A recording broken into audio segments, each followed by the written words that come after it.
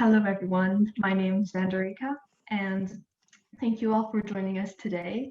And we're extremely honored to have Professor Joseph Stiglitz with us tonight. And so just before the event starts, I'll make just a few announcements about the format of the talk. So like we mentioned before, the event is being recorded and we'll be uploading it later on our YouTube channel. And after Professor Stiglitz's talk, there'll be a 15-minute Q&A session during which you can ask your questions. So either directly by using the raise hand function, which should be at the bottom of your screen in the reactions section. And then one of the members of my team will unmute you. Or alternatively, you can also put your questions in the chat and I'll pick a few of them to ask our guest at the end. So we also encourage you to turn your cameras on. That will make the whole experience more interactive and more engaging, but it's really as you wish. And finally, I'd also like to thank Professor Richard Blundell from the UCL Department of Economics, who will be introducing our guest today. So without further ado, I will let Professor Blundell take over. Thank you very much. Thanks. It's wonderful to welcome Joseph Stiglitz to UCL for this lecture to our Economic Student Society. You will have all heard of Professor Stiglitz, one of the most brilliant and influential economists of modern times. A remarkable string of contributions across many fields in economics. You have a real treat in store this evening. You will know him for his work on risk aversion, on public economics, on information asymmetry, which of course he was awarded the Nobel-Prize in 2001 for, laying the foundations of the theory of markets with asymmetric information, I believe, on efficiency wages too, and much, much more. He's not only had a huge impact in the academic world, but in the practice of public policy too. For example, he was chair of the Council of Economic Advisors in the Clinton administration and chief economist at the World Bank. He's also led some of the most influential commissions into the measurement of economic performance and social progress, and into the reform of the international monetary system, for example. But you will also know him for his more popular writings on globalization, the remarkable Globalization and its discontents, published, I think, nearly 20 years ago. His books too on inequality, on well-being, on progressive capitalism, on rewriting the rules of the European economy, to name but a few. It's not just his laser analysis of the issues, but he always comes with solutions in mind too. One thing I've learned from reading Joe Stiglitz's work over many years, whether it be in economic research or in economic policy, is that you better pay attention to what he says, because although it may not exactly fit with received wisdom at the time, it will very soon become part of the mainstream and influence the very development of economic thought and economic policy. So I advise you to listen up this evening. That's enough for me. As I said, you have a real treat in store. I should just mention how proud we are of all our students, and in particular this Economic Society, putting on exciting events like this one and engaging in economic analysis and economic policy discussion. Welcome, Joe Stiglitz. Thanks for being here at UCL to give this lecture. Okay, thank you very much for that kind introduction. What I was asked to talk about today is globalization in the aftermath of the pandemic and Trump. This has been an amazing period for globalization. I'd say beginning with the 2008 global financial crisis, which showed that not only good things go across borders, but also bad things, including financial crises originating in the United States, became worldwide. And then Trump upended the global economic order by walking away from the international rule of law. And then we had the pandemic, with, as you know, the virus doesn't know about passports or visas. It just goes across borders. And so we've had a global public health problem, a global disease pandemic, and a global economic downturn. These events are going to really reshape globalization. Already by the time of before the pandemic, 2019, globalization had begun to be dramatically reshaped. After the global financial crisis of 2008, there was a retreat from what some people have called the era of hyperglobalization. The magnitude of trade to GDP was going down. Capital flows relative to global GDP were going down. Foreign direct investment was going down. So there had been a process of reexamination with a lot of concern on parts of some.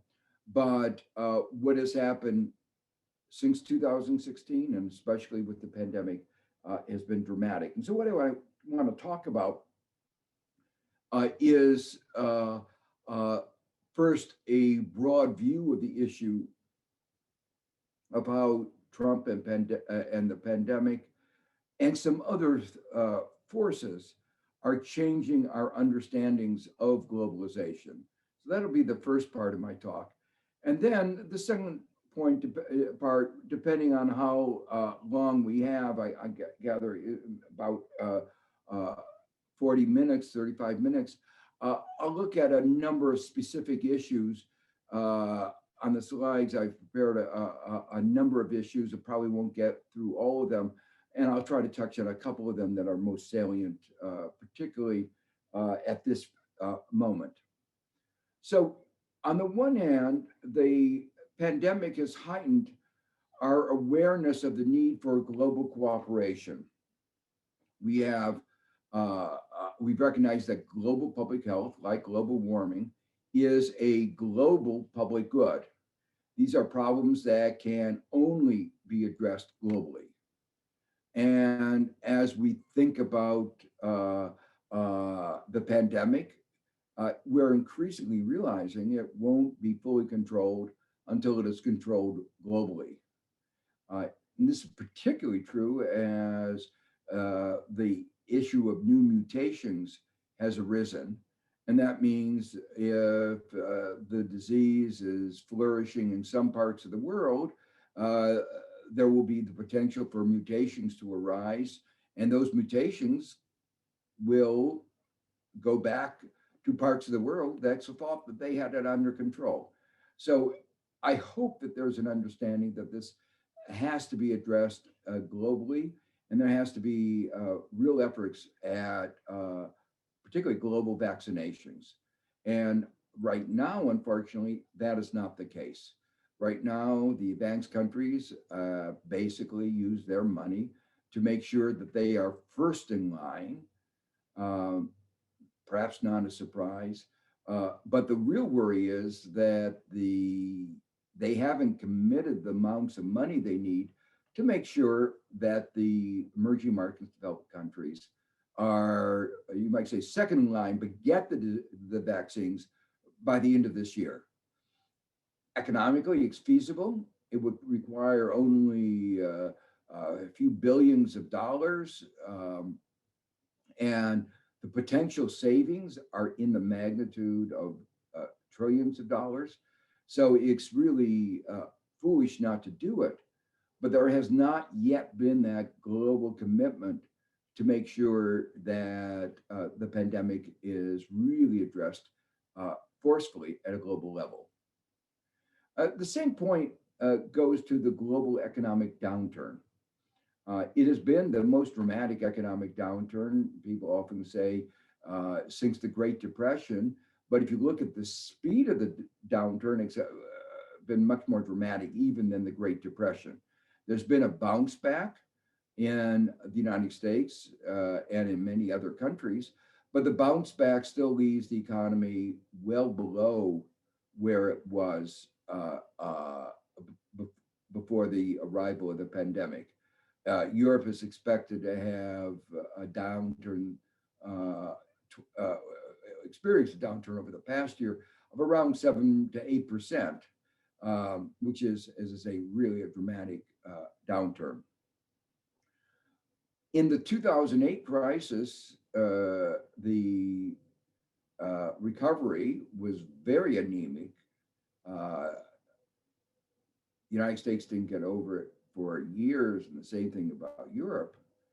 But in that recovery, China played a very important role. China grew at 10% in 2009, 10, and went up to 11, 12, 13%. China is doing better than any other country. It is growing at around 3%. Be a little bit more robust next year, but that's still markedly lower than it was in the aftermath of the 2008 crisis.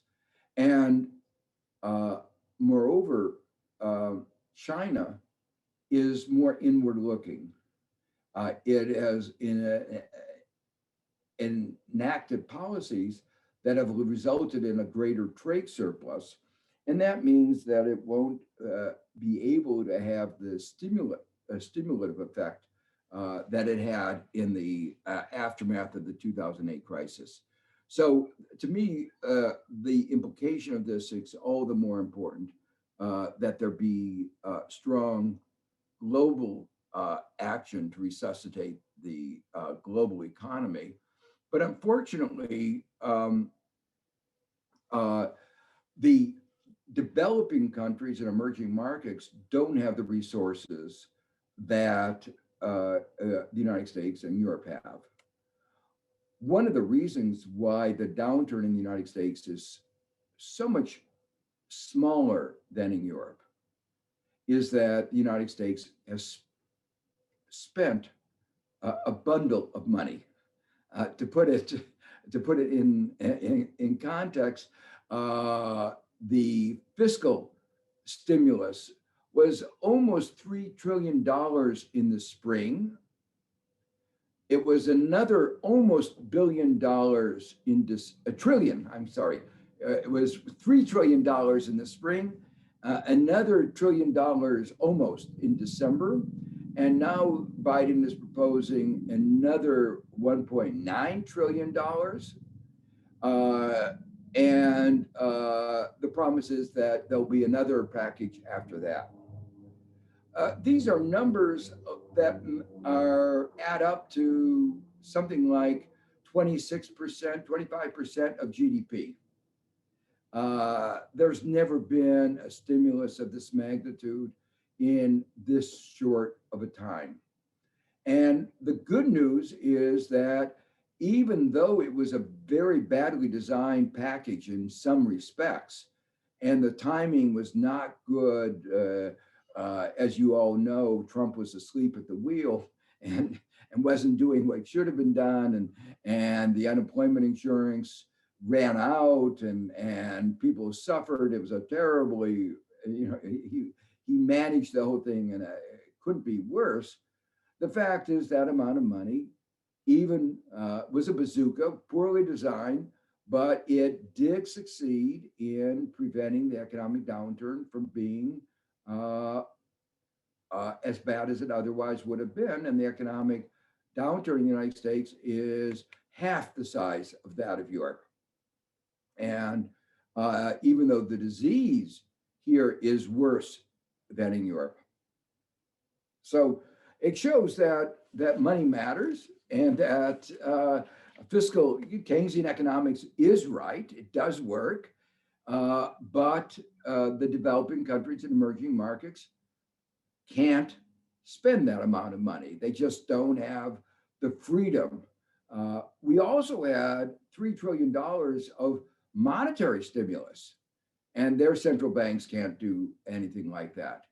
So here's a number that just highlights the dramatic imbalances across the world of the 12.7 trillion public stimulus spending, this was before the Biden plan, 0.002% was spent by the 46 least developed countries.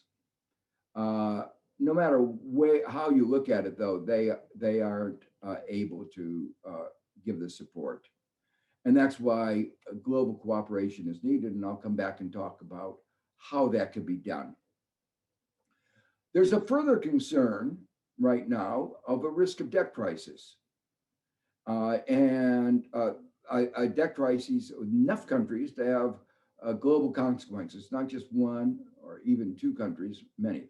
Argentina has been working its way through a debt crisis, Ecuador, but the numbers of countries, and Lebanon, those were very early on, but there are now a large number of countries. Some of these were over indebted before the pandemic, and that means that the marked declines in their incomes mean that they will have difficulties in servicing the debt. Now, at the beginning of the crisis, the international community came together and said, we need to have a stay on debt servicing. A stay means just for the period of the pandemic, you won't have to pay back your money, but you won't have to pay interest. But the debt would continue to accumulate interest. So it wasn't as if the money that you weren't owing money, it was just that you didn't have to write the checks then. The problem is that just made the countries more indebted. And if the pandemic had lasted 6 weeks or 8 weeks, which is what a lot of people thought was going to be the case, that would have been one thing. But now we are beginning almost the second year of the pandemic. And that means that what could have been managed by this short-term moratorium, now what we need is a deep debt restructuring. So the deep debt restructuring has to be comprehensive, which means all debt, emerging market debt, as well as that from the least developed countries. The original proposals at the G20 was just official debt of the least developed countries. And it has to involve private debt, Chinese debt, multilateral debt, and bilateral debt. And it needs to entail at this point, as I say, debt restructuring, not just the postponement of debt service. And if that doesn't happen, there will be many countries that will be in fairly dire economic straits. So what I've tried to do right now is first to emphasize the lesson of the need for global economic cooperation that the pandemic has presented, and climate change also emphasized that. But at the same time, there are some real problems, what I describe in this slide as major impediments to cooperation. The pandemic has exposed the lack of resilience of global supply chains. By that, I mean what we discovered, that even a country with you would have thought the capacities of the United States couldn't produce simple products like face masks. We really couldn't. We were dependent on getting face masks from China. We couldn't produce protective gear. And we couldn't produce more complicated products like tests, ventilators. So there is a widespread discussion of something had gone wrong. We pushed globalization too far. We became too dependent on other countries. And this is described as rethinking of whether globalization was pushed too far and whether we should be reshoring some of what we sent abroad. and making sure that we have greater capacities at home. So that's one thing. And at the very least, there's going to be whether we should have more diversification in our supply chains.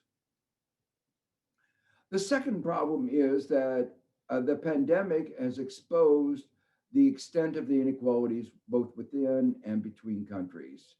And that has changed the politics of globalization because as the many countries, including the United States, is focused on inequality, there's a sense that globalization has contributed to those inequalities. Now, not as much as President Trump claims, and there are other forces, probably more important, like technological change, that have contributed to the growth of inequalities. But it is certainly the case that globalization has become one of the bogeymans associated with inequality. And I don't expect, for instance, any aggressive stance on trade liberalization by the Biden administration. I think it's become a toxic subject. So the awareness of inequalities, especially in the front of confronting a K-shaped recovery, where those at the bottom are doing very badly and those at the top doing very well, is going to mean that the politics of globalization has become very difficult. And the third point is that at the same time that the politics have become more difficult, through this populist attack on globalization, Trump over the last 4 years has undermined the international rule of law and undermined the US, which was one of the countries most associated with trying to create international rule of law. And I believe very strongly that international rule of law is as important for global commerce as a domestic rule of law is for domestic commerce. So we have this problem that we know we need an international rule of law, but it's really been very badly undermined over the last 4 years. And that a part of that, what Trump showed is the extent to which international rule of law was voluntary. You know, we normally think of law as enforceable, but the US walked away from the international rule of law. It was more like a norm than a law, and with very few consequences. You know, if a smaller country, a poor country, does something, it can be punished, but the United States can't. So there's awareness of a weakness of enforcement, made even worse by the fact that the United States refused to accept new appointments to the WTO appellate body, the adjudication, the court associated with the WTO. And so that's hamstrung the WTO in its ability to adjudicate disputes. And that leads to a broader issue. Can the US or any other large country really be trusted? And we have to rely on trust at the end. And the problem is that the nation state is still the basic political unit, and we have limited means of enforcement, although there are some means of enforcement. If I have time, we'll talk about that. And finally, there is a very big change in ideas. And ideas about the role of globalization, the role of trade, the role of markets. For instance, one big change in the role of ideas is that one of the forces that helped globalization, led to opening up of markets, was the idea that trade would promote democracy. Francis Fukuyama wrote a very influential book called The End of History at the time of the collapse of the Berlin Wall and the fall of the Iron Curtain. And his hypothesis was that the world would be led to liberal democracies and free market economies. And that's why he called it the end of history. We were all converging to the same economic system. Well, it now seems a little Pollyannish, a little naive. The hope that China would become a democracy has been undermined by President Xi. What he's done in Hong Kong, his abuse of human rights with the Uyghurs. So the view that trade as inevitably leading to democracy has been discredited. And we are beginning to be in what might be called a new Cold War and when we were all going to the same economic system, it was easy within that system to say what rules made sense. Common understanding of the kind of economy that we were going to. We could write down, if we all understood what the system was, what a system of good rules for that economic and political system were.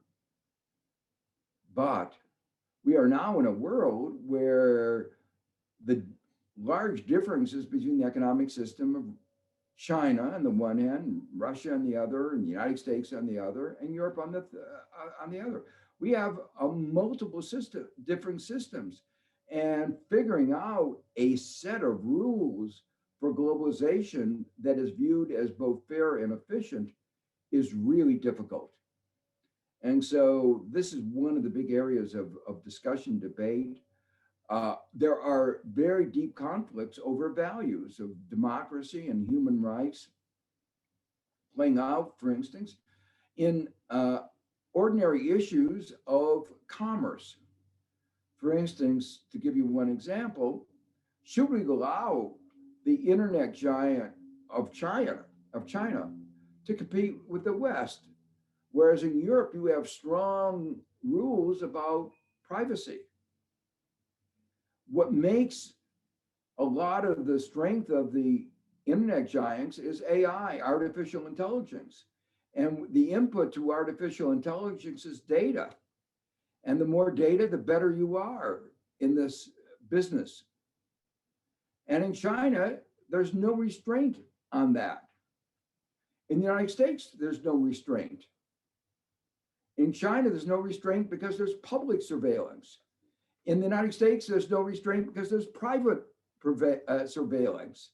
And in Europe, there's somehow this peculiar view that people have rights, human rights.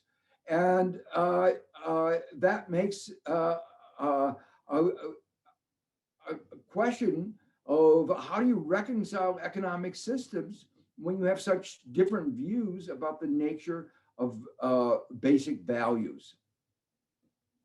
And so we have today no consensus on the right political model or the right economic model. It's been the end of the era of neoliberalism.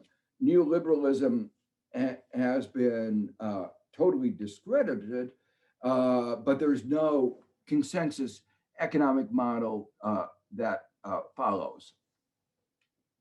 So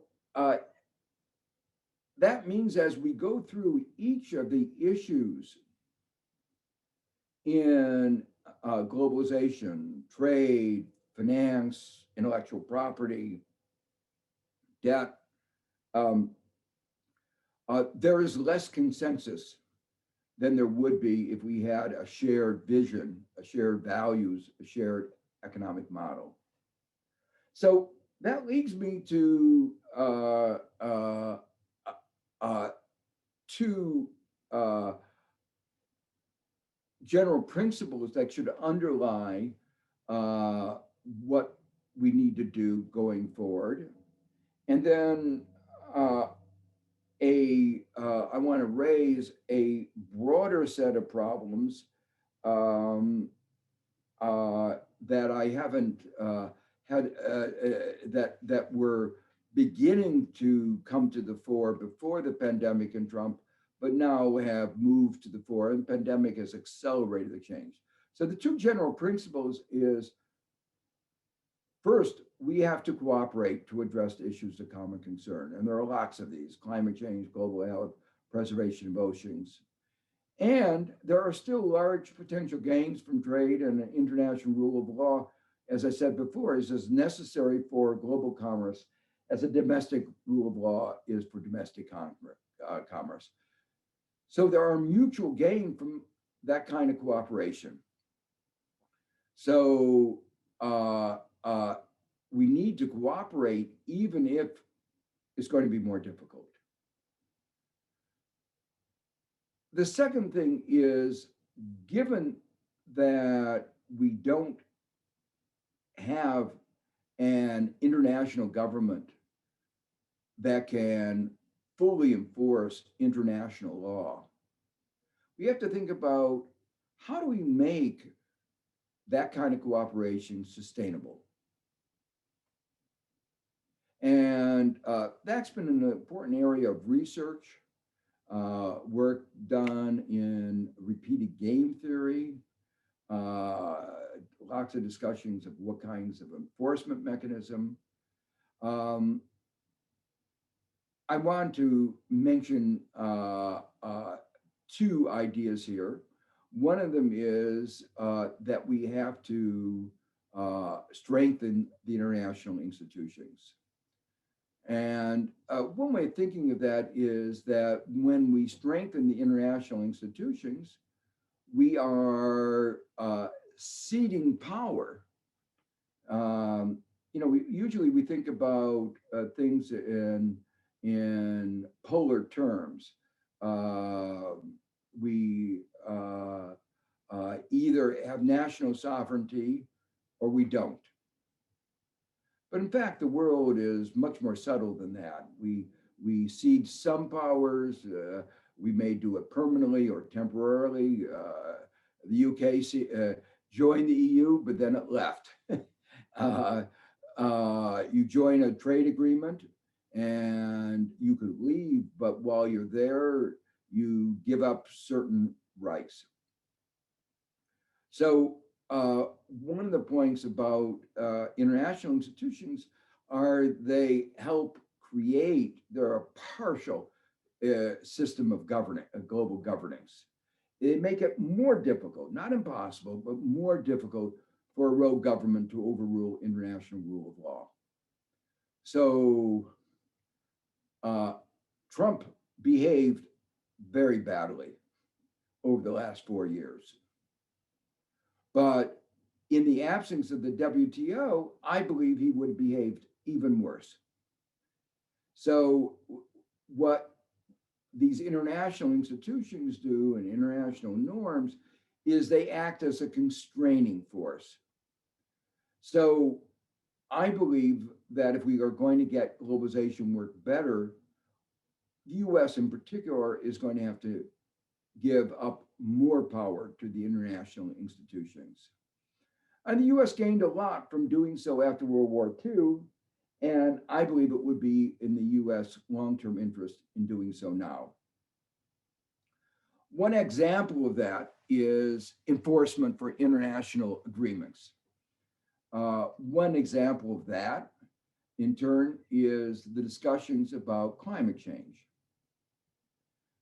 Most of the countries of the world are going around, realize that we have to go to net neutrality by 2050. But then there are worries about, will that give a competitive advantage to some country like the United States that refuses to go along with the international norms. This was a particular concern when Trump left the Paris Accord. Now that we're joining it again, it won't be a concern, but the natural question that everybody asks is, well, maybe the United States will re-elect another fascist and leave the Paris Accords again. We can't trust the United States.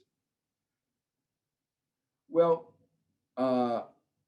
many in Europe have talked about the imposition of cross-border adjustments, which is another way of saying carbon taxes on any country that doesn't cooperate with the Paris Accords, doesn't comply with the Paris Accords. I believe that's the right thing to do. Ironically, at the last month of the Trump administration, it made a proposal in the WTO for exactly doing that, without realizing that it would be the recipient of those cross-border taxes. It left many of us scratching our heads about why did Leisinger submit this proposal to the WTO? And we still don't know the argument, the reason. I think he didn't realize how bad the United States was. He thought we were the paragon of virtue and that others would have to be held accountable, without realizing that we were probably the worst offenders. So that's at least one of the things that, as we think about global cooperation, we will have to be thinking about stronger enforcement mechanisms. The final point I want to raise as a general matter in this area is one of the disturbances to the global equilibrium that we have is technical change. And technical change is having a very big effect within our country and across countries. And within our country, I mentioned, it is one of the factors that is contributing to increasing inequality. Within our countries, we can manage it. We haven't, but we can manage it because we could, in principle, tax the gainers to redistribute and help the losers. We can provide more human capital and help improve the before tax income. We can change the rules in one way or another. But across countries, technical change is having a very big potential effect on income distribution between the rich and the poor countries. The asset that poor countries are rich in, have a lot of, are unskilled labor, and in some cases, oil and gas and coal. Climate change is going to mean the value of oil, gas, and coal is rapidly going to go down to a very low level.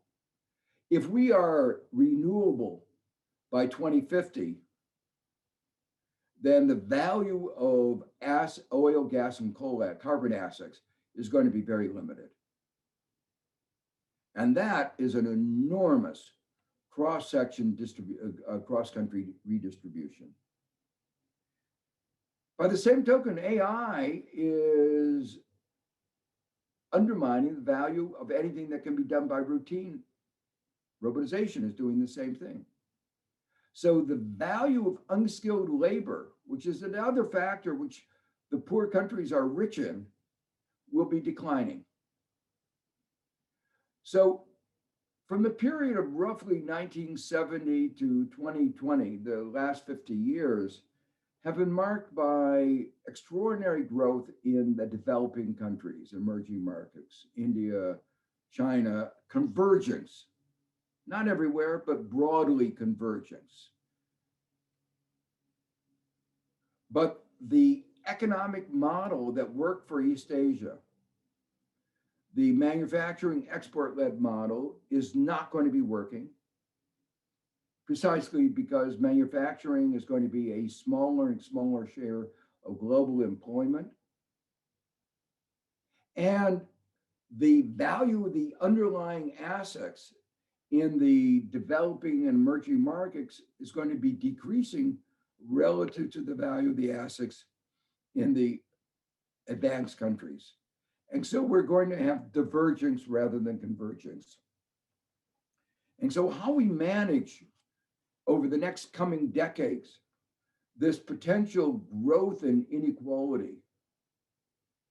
The pandemic has exacerbated that, perhaps, just like we're having a K-shaped recovery in the United States. It may be that the same forces, including that the digitalization of our economy, will contribute to a K-shaped global recovery.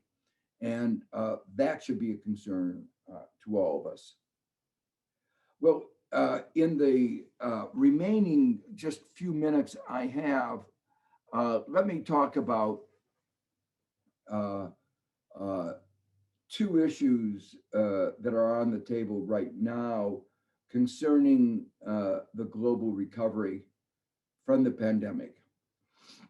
I mentioned before that the developing countries and emerging markets don't have the resources necessary to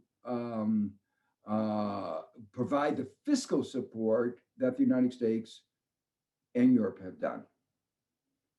And so that has led to the support for the issuance of global money. The form that global money takes is called special drawing rights. It's a kind of money that the IMF can create. It did create it in 2008-9. Gordon Brown led the international rescue effort at that point, coordinated that, and persuaded the world to make a very big issuance of these special drawing rights. The head of the IMF at the beginning of the pandemic a year ago, almost a year ago, asked for an even larger increase of $500 billion of special drawing rights that had already been authorized by parliaments and congresses around the world. So all it would take to do it would be the approval of the board, which means the secretaries of treasury, ministers of finance of all the countries. The problem was that one of the weaknesses of the old international institutions, one of the complaints I raised in the Globalization and Statistics text, was that the US is the only country with the veto power at the IMF. And unfortunately, under Trump, the US vetoed the issuance of the SDRs. And many of us, spend a lot of time talking to him, to Treasury, to find out what is the reason. And they had no reason.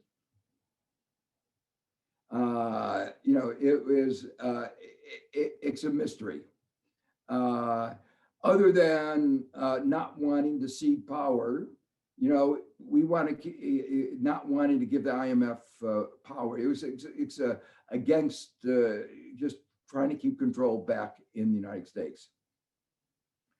This money would make a huge difference, particularly because at least some, we hope many of the advanced countries would recycle their SDRs, donate their SDRs to those in need. And even those who don't use their SDRs, the fact that they have this extra money in their bank account lowers the cost of borrowing. And it would have no real cost to the United States. So there was no good argument for not doing it. So a number of us have been talking to the Biden administration, and we are hopeful that within a short period of time, the U.S. position will change. He's only been in office for 2 weeks, so and these issues are complicated and they have to go through a bureaucracy, and some of the old bureaucracy is still there, still conservative. So we're hopeful that will happen. The good news is that there is bipartisan support, and particularly strong support in the Democrats, for going a lot bigger, for $2 trillion. And this has support of the leadership in both the House and the Senate in the Democratic Party. So that's one set of issues I wanted to mention before opening it up to questions. And the second is the issue of what to do with debt. And as I mentioned before, there needs to be this comprehensive debt restructuring. So far, the evidence is that the private sector is not very engaged, to put it mildly. They've been putting their head in the sand.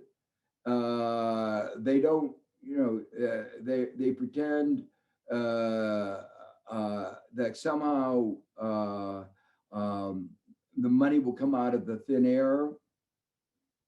And I've been arguing that the administration would be helpful if they recognize the principle of sovereign immunity, that you shouldn't be able to sue a sovereign when the countries when the private bondholders bought those bonds. They should have known that you can't sue sovereigns, and we need to restate the principle of sovereign immunity. The UN commission that I chaired, that Richard referred to earlier, had come out with a recommendation in our report of 2010. And in 2014, the UN General Assembly overwhelmingly endorsed our recommendation.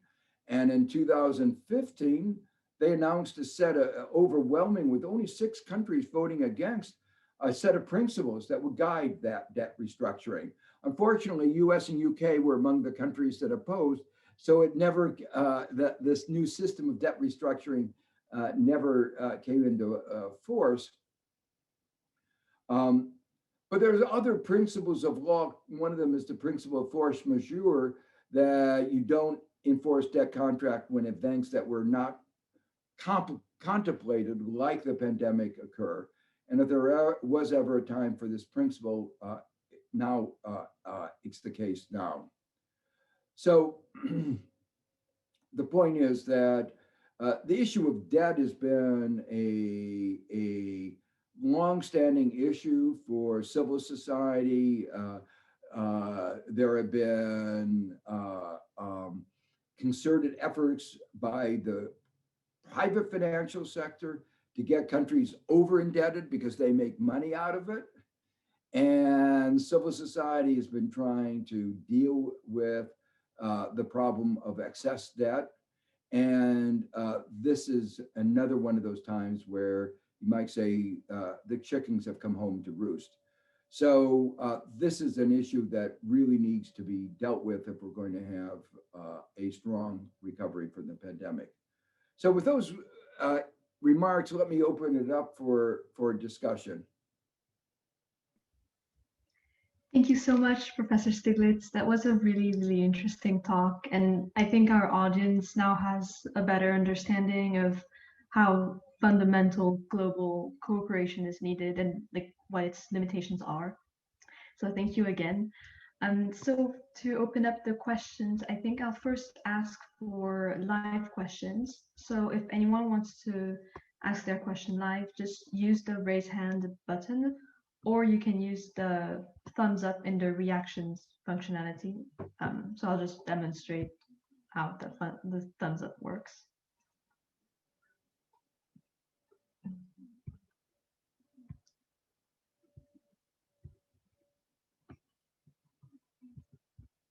So I see that Branislav, you have your hand up, so I'll unmute you. Yeah, thank you. Hello, Professor.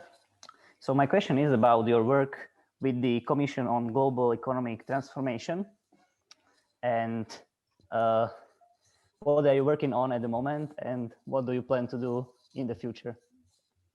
So this was a commission that was organized through the Institute for New Economic Thinking, which was in turn an institute that was created after the global financial crisis as a reflection of the view that the dominant paradigm in economics was, you would put it, not fit for purpose. The dominant paradigm led to neoliberalism, led to the financial crisis, led to the inequality, ignored the importance of climate change. And so we really needed a different approach to economics. And so INET has been supporting a whole variety of research agenda to sort of rethink a lot of the basic tenets of economics.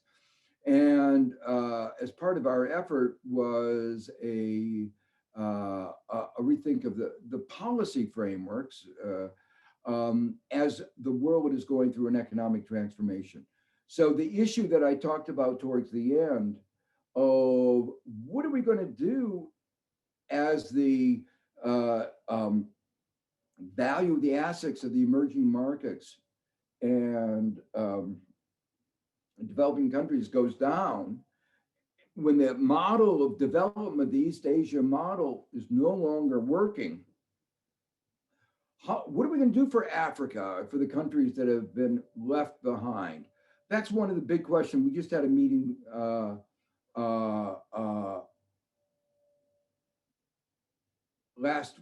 early this week on some of these issues, focusing on development and on climate change.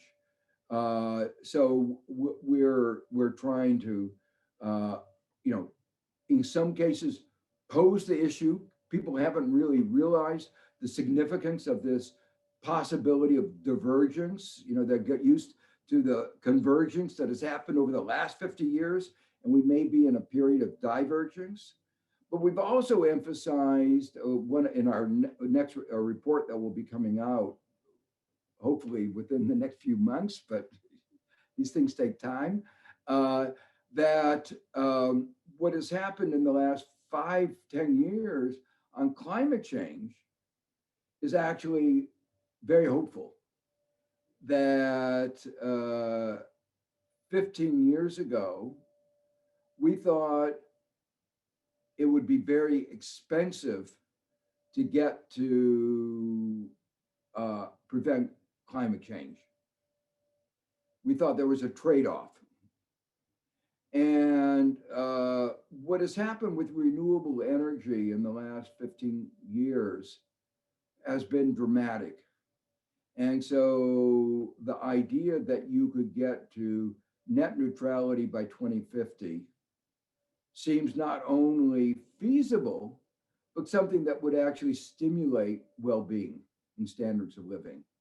So that's another thing that we want to emphasize. People's minds have not fully grasped the magnitude of the technological change that has happened in the last 15 years, which really we are, I think, in a very good position to leave behind the fossil fuel economy. And that will be an important part of the economic transformation. Thank you for your answer, Professor. Now I see Molly, would you like to ask your question? Good evening, Mr. Stiglitz, and thank you very much for your time. My question is about the few references you've made on digitalization and digital development that we've seen in the last couple of decades. So I wonder whether you're familiar with Shoshana Zuboff's work on surveillance capitalism and the information structure, and how this has sort of been carried forward with modern research, and also looking into the digital divide that we see pulling in sort of both parts away from each other, the ultra developed large digital corporations that are challenging some forms of governance today, and the lack of dissemination of digital technologies to developed countries. My question to you is, to what extent do you think that there should be far more of an emphasis on bridging this digital divide on a global scale to sort of reduce inequality, and how great is the generational gulf that we're currently seeing? Because recently there was an article about the fact that Brexit paperwork still included software that's been obsolete for the last 40 years. And there seems to be a bit of a disparity across some economic and political fields and current research. Yeah, I think digitalization, social media present a whole range of issues for globalization that are, you might call, new issues. When I wrote my book, Globalization and Its Discontents, or my book, Making Globalization Work, these were not issues that were really on the table. And they are very central to the way the global economy works today. And as you pointed out, there are many dimensions to this digital divide. There are regions, even within a country, where there's a big digital divide. We're seeing that very strongly in the pandemic. In New York City, our schools just carried on very quickly with digital. Everybody was able to get an iPad or a computer, and schools picked up. There were parts of our country where that was not true at all, where that just didn't happen at all. And so that's one aspect of the digital divide, very serious. An interesting thing that we're experiencing right now in a very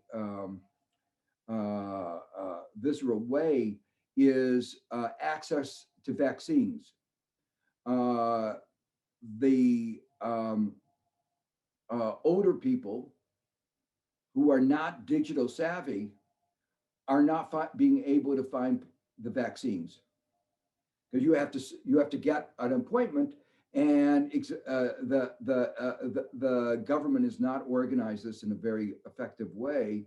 So if you're digital savvy, you can get an appointment, but if you're not, you don't. So that's a matter of life and death, depending on, and what's happened to illustrate the nature of digital divide.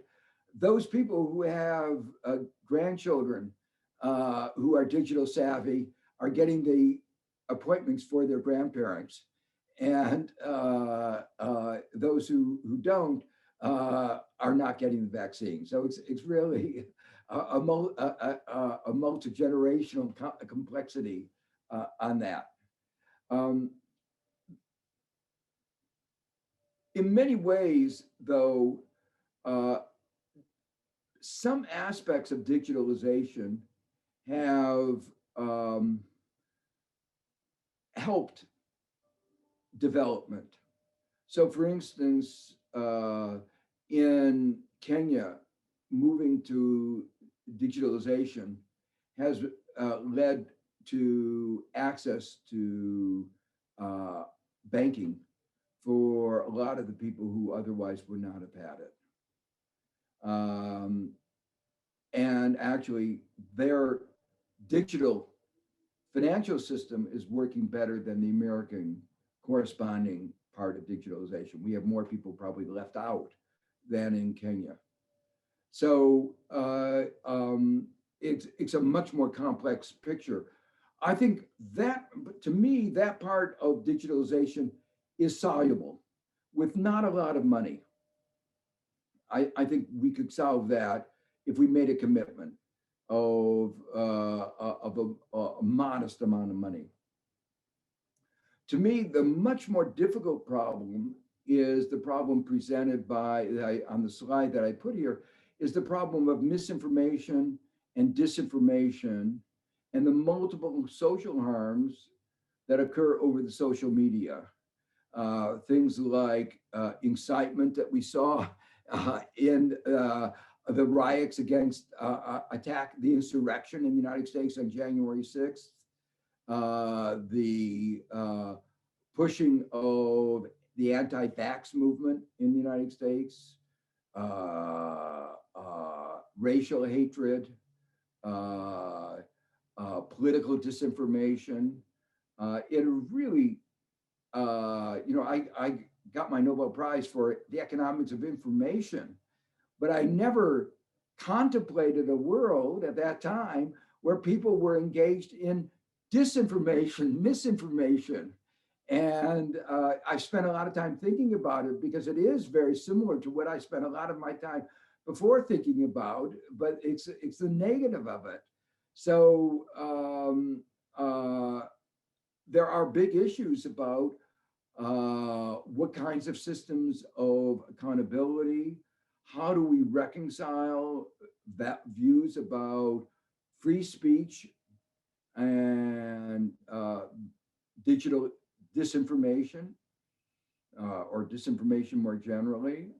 Let me make it very clear that I think Trump's lawyers view that you can simply say anything, incite people to riot, is an exercise of First Amendment rights, what we call our free speech rights. He's absolutely wrong. Not even legal conservative scholars support that view. You cannot cry fire in a crowded theater. And you have the right to circumscribe certain types of extreme views of antisocial behavior. So I think, at least for countries with strong democratic traditions and institutions, we're going to have to find better ways of achieving a better balance that restrict some of the harms, but preserve some of our basic rights. To me, that's one of the big challenges that digitalization presents. The second big challenge, I'm not going to have time to talk about it, is that the digital giants are undermining the competitive market economy. And one of our recommendations in my UN commission was the establishment of a global competition authority. It hasn't happened, but I think we are really now confronting a problem of global giants that are undermining competition. And that has both economic consequences, but also political consequences. Thank you for your answer, Professor. So I think we've run over time, so I'm really sorry for all of those who wanted to ask a question.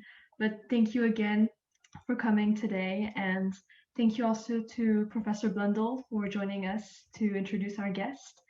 And lastly, thank you to Professor Stiglitz. It was really incredible to host you tonight. And also, I just wanted to mention that we have many other events coming after Reading Week. So you can look forward to Professor Oliver Hart, who will be joining us as well. So make sure not to miss that. Thank you all for coming.